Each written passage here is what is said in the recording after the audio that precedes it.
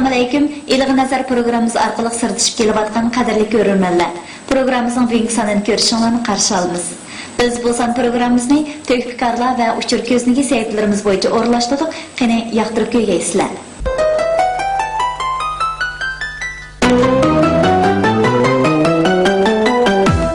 Qadrli görürmənlər, bizdə yaxşının özü ölsimi, sözü ölməydi deydigan hikmatlik maqoli bor. Shundaq.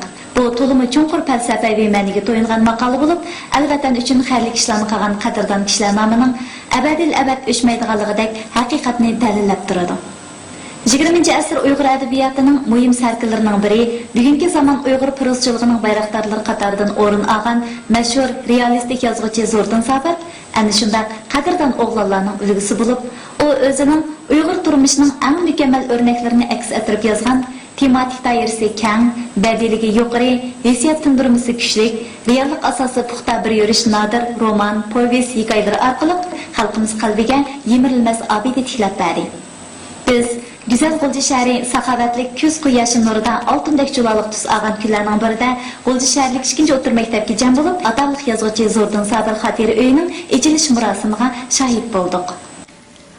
Ana yurt o'g'li Zo'rdin Sabirning hayotlik obidasini texim yorqinlashtiradigan bu qitimqi murosim faoliyati yozuvchining ona maktabi G'ulji shahrlik 2-o'rta maktabning sohibxonligida o'tkazilgan bo'lib, faoliyatga taklifga binoan Urumchi qatorliq joylardan kelgan har soha mutaxassislari, yozuvchining oila tobatlari, urug' tuqqanlari va hayot vaqtidagi kasbdosh sabdoshlari, elidagi yozuvchi, shoir, ziyolilar hamda ma'rif xizmatchilarini o'z ichiga olgan 150 nafardan ortiq kishi qadam tashrif qildi.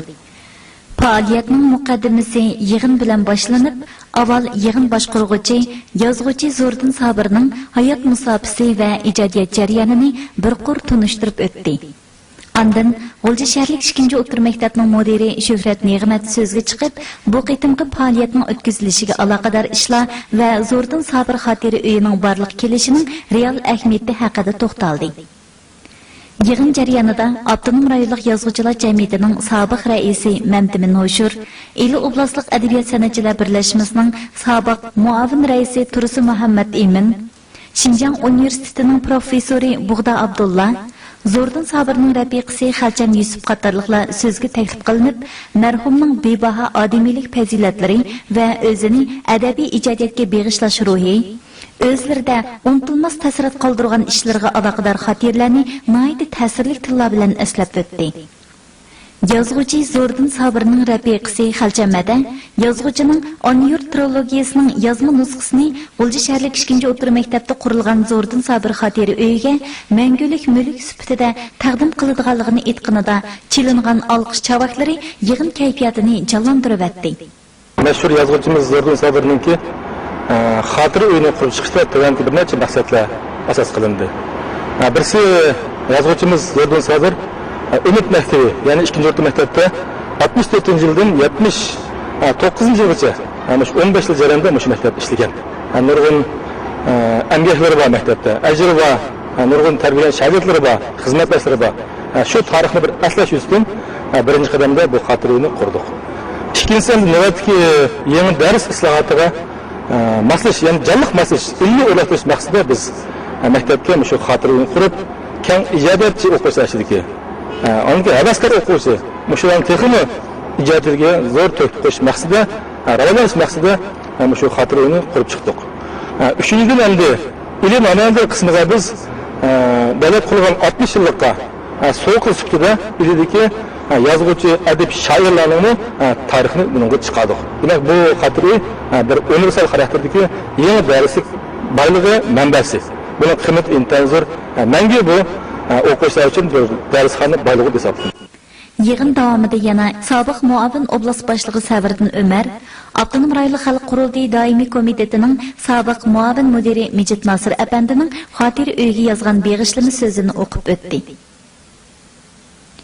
Yig'in oxirida Zo'rdin Sabirga atalgan Peyg'am nomli naqsh qo'yilib, ko'pchilikning yozuvchini cheksiz seg'inish hissiyotiga barham bo'ldi. Zo'rdin Sabir xotira sarayi Abdunum rayonimizda o'tgan yozuvchi, shoir va boshqa ijodiyotchilarning birinchi qatim ochilgan xotira saroyi bo'lib qoldi. Bu nihoyatda yaxshi bir boshlanish bo'ldi. Mening qarashimcha yod etish o'lganlar uchun eng cho'ng mukofot, eng cho'ng sevinish, eng cho'ng ularni hurmatlash. Meşhurlu xotira saroyini Zo'rdan Sobirni yod etishning, hurmatlashning eng yaxshi bir ifodasi.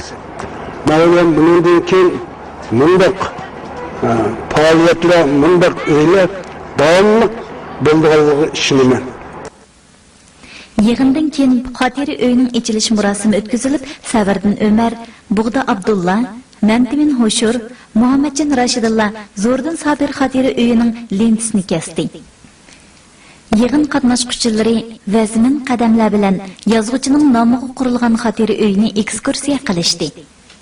Bu xotira uyi G'o'lji shaharlik muarif idorasining qo'llab-quvvatlashi, har qaysi soha kishilarining yaqindan hamkorlashishi va G'o'lji shaharlik 2-o'rta maktabdagilarning uzoq vaqt tayyorlik ko'rishi natijasida qurilgan bo'lib, uningga yozuvchining hayoti va ijodiy faoliyatlariga oid nurg'unlagan qimmatli suratlar, uning asarlarining asli nusxalari va har qaysi matbuotda nashr qilingan nusxalari hamda u ishlatgan turmush buyumlari qatorliq narsalar, shundaqla elida tug'ilib o'sgan yozuvchi shoirlarning qisqacha tarjimaholi va suratlari qo'yilgan.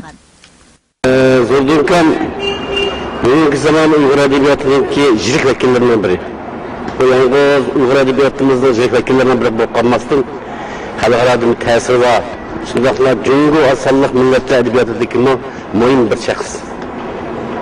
Zo'rdan Sobir Uyg'ur adabiyoti uchun butun vujudi bilan berilgan odam. O o'zining Onajut romanini hayotining oxirida o'zining og'riq bo'lishi, ko'zlarining ko'rmasligi, ig'irlab ketishi qatorliq shunday ishlar qarmay, eng oxirida yozib chiqdi. Shu romanni yozib uzun o'tmay olamga o'tdi. Bugun 2-o'rta maktab Zo'rdan Sobirning hayotiga bag'ishlab bir xotira sapti bir yaxshi ish. Biz Zo'rdan Sobirni qancha hurmatlasak arziydigan, qancha izzatlasak bo'ladigan bir ulug' odam. Zo'rdan Sobir 1955-yildan e'tiboran adabiy ijodiyotga qadam qo'ygan bo'lib, shu yillarda Oq o'rik, U meni kutgan ishkan, Yolg'iz buloq, Baxtsiz qiz nomli she'r va hikoyalarni, Etis beshidagi Ka'ba, Do'stlar qatorliq drama operalarni yozgan. 1972-yildan boshlab asosiy kuchini hikoya ijodiyatiga qaratib, Sirdosh qalblar, Tog' kayniga o'tkichi, Saharchi, Bahar buvoyning kunlari qatorliq hikoyalarni oq-oqidan e'lon qilib, o'qirmanlarning kuchli diqqatini tortgan. 1979-yili Abral shamollari nomli tunji romanini yozgandan keyin yirik asarlar ijodiyati ustida izlanib, 1998-yili taqdir qazo yetib bizdan ayrilgancha Subihi, Archa yaproqi, Jigdilar pichirlaydi, Kashkuz qatorliq 19 povest, Do'lan yoshlari, Xo'shnilar, to'piliq yo'l, Unutmayman Gulsara, oxirgi Podichi qatorliq 86 parcha hikoya, Izlanish, Ota, Onayurt qatorliq 4 roman, Tuman qatorliq 2 drama va nurg'un adabiy nazariy maqolalarni yozib, Uyg'ur adabiyotiga yiqilmas ma'naviy obidasini qoldirib ketdi. Uyg'ur prozchiligida badiiy ifodalashning yangi pallasini yaratdi. Siz Zo'rdan Sobir efendi bilan uzun muddatli sirdosh do'st bo'lishibsiz bilan shu xotiraning ochilish marosimi fikri siz aytgan bo'lsangiz. G'o'lja Umid 2-o'rta maktab Zo'rdan Sobir xotira saroyini qurdi. Menimcha bu ma'rifatga cho'ng bir taraqqiyot.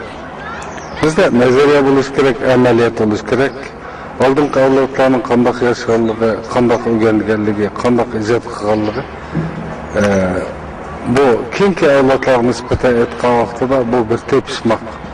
Ular hozirgi yoshlar ularni asarlarini ko'rgan bo'lsa, ular bilan sirdosh fursatiga ega bo'lolmagan.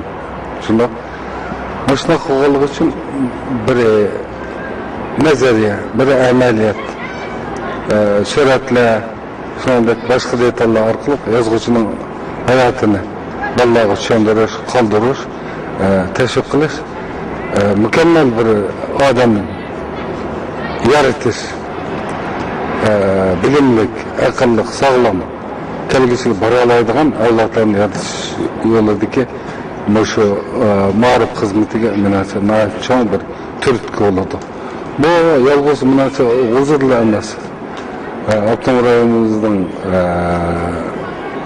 mayli shimoli, mayli janubida olsun, bütün maktablarga zo'r ta'sir ko'rsatadi. Bundan o'rganish kerak. Shunday qilganda biz ma'rif islohotini haqiqiy cho'nqir holda qanot yordira olamiz deb o'ylayman. Odam o'z ajr mehnati badaliga qadr taxtiga chiqadi. Uning nomi uning ijtimoiy nufuziga emas, balki uning kishilarning ma'naviy dunyosiga ko'rsatgan to'kpis qiymatidan yorqinlashadi. Unutilmaydi. Yozuvchi Zo'rdin Sabir ana shunday yuksak to'kpis sohibkori va fazilat egasi sifatida ulug'lang'usi. Endi bu Zo'rdinninki endi orzu qiladigan Muş hayat vaktimde şu anlı jutlu bir yazıp çıkarsam bulat demişni bu bir çoğun kitap. Ama tezsen ömrüm yer ama lekin muşni çoğun ben yazıp çıkırışım gerek diye bir arzusu var. Onunla tügenden kim kitap çıktı yetti arzu. Yani bir arzusu özününki jurtum şu bostanda bir hatire uy qilish arzusu var.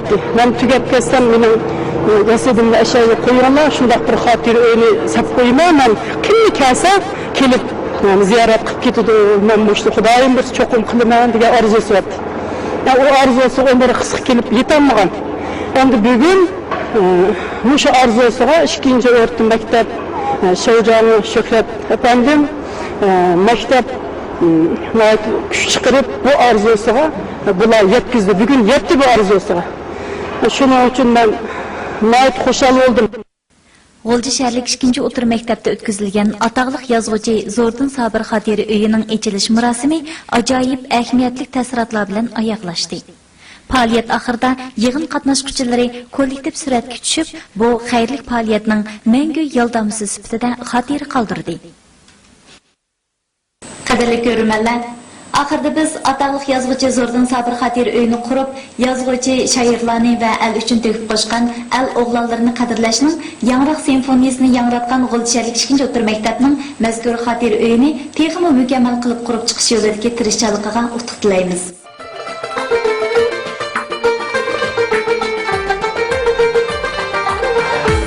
Programmamizning bugungi so'nmishida oxirlashdi. Biz oxirida barliqlarning tininglarga salomatlik, turmushinglarga xotirjamlik tilaymiz. Programmamızın kilerki yansılar arkalık görüşeyle, hayır hoş.